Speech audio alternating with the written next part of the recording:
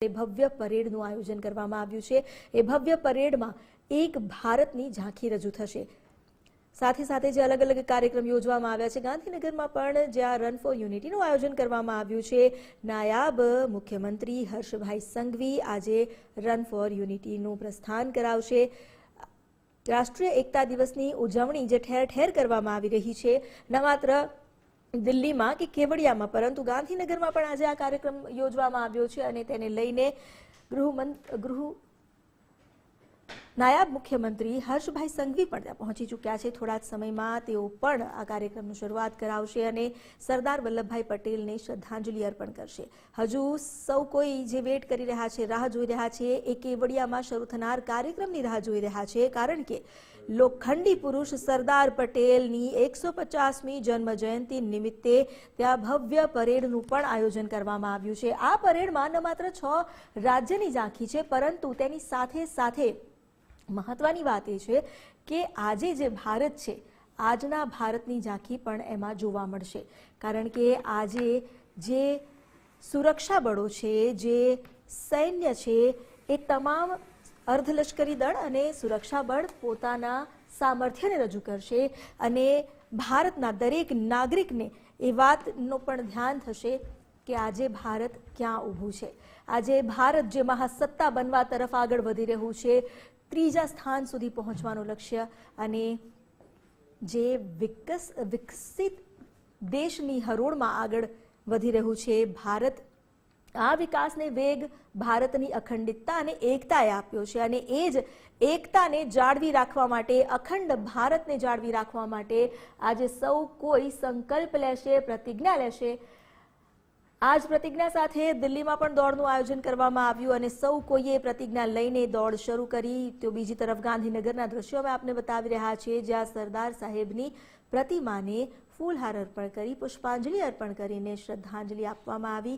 સરદાર વલ્લભભાઈ પટેલને યાદ કરીને તેમનું જે સ્વપ્ન હતું, એક ભારત શ્રેષ્ઠ ભારત, તેને આગળ વધારવા માટે સૌ કોઈ પોતાના પ્રયાસ કરશે, એ સંકલ્પ લેવામાં આવી રહ્યા છે।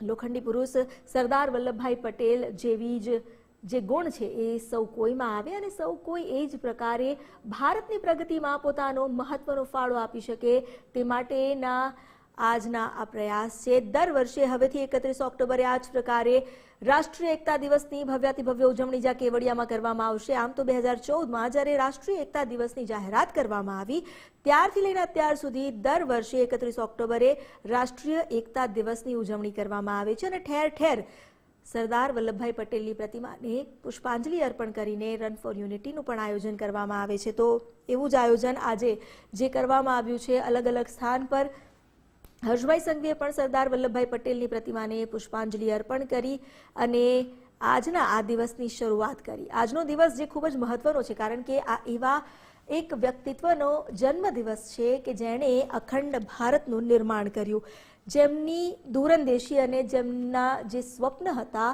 એ સામાન્ય ન હતા, પરંતુ વિશાળ અને મહત્વકાંક્ષી હતા અને એ મહત્વકાંક્ષામાં હતી સકારાત્મકતા, એક હકારાત્મકતા, સૌને સાથે રાખીને આગળ વધવાની જે નેમ છે તે તેમના જ સિદ્ધાંતોથી મળે છે।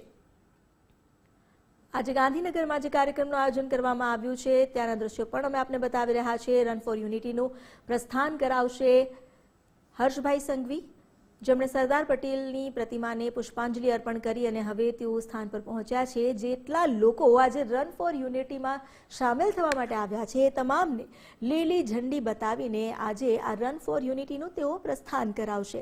સેન્ટ્રલ વિસ્ટા ગાર્ડન પાસેથી આ રન ફોર યુનિટીનું પ્રસ્થાન કરાવાશે હર્ષભાઈ સંઘવી, જેઓ લીલી ઝંડી બતાવશે થોડી જ વારમાં અને ત્યાંથી જેટલા પણ લોકો આવ્યા છે એ તમામ દોડ લગાવશે। જો કે રન ફોર યુનિટી પહેલા સૌ કોઈ સંકલ્પ લેશે અને ભારતની અખંડિતતા અને એકતાને જાળવી રાખવા માટે પોતે સહાયભૂત થશે, તેનું એક પાસું બનશે એવી પ્રતિજ્ઞા લેશે।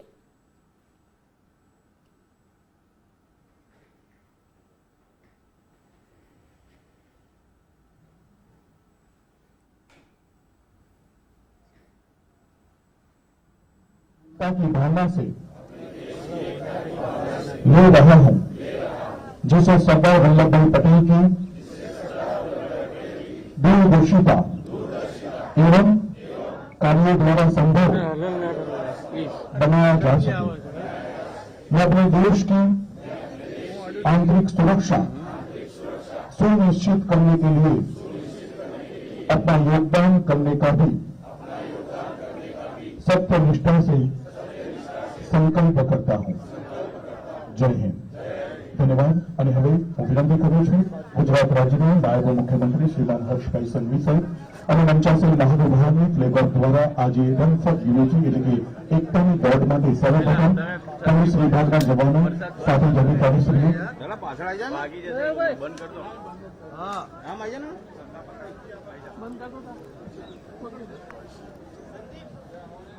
આવો જય ઘોષ આપણે બધા કરીએ છીએ।